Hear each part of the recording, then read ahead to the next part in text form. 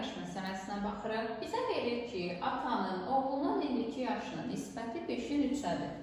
Deməli, biz atanın indiki yaşını 5x, oğlun indiki yaşını 3x şəklində götürə bilərik. Bizə deyir ki, 12 il sonra.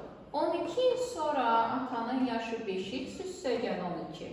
Oğlun yaşı isə 3x üstəgəl 12 olacaq. 12 il sonraların yaşları nisbətini yazırıq. 3-ün 2-yədir. Bizə verir ki, onların indiki yaşlarının nisbəti 5-in 3 olarsa, atanın indiki yaşı neçədir? Yəni 5x-i soruşur bizdən. Əvvəlcə bu tənasibi çarpaz vurub həll edirik. 2 vurulsun 5x üstəgəl 12 bərabərdir. 3 vurulsun 3x üstəgəl 12-yə.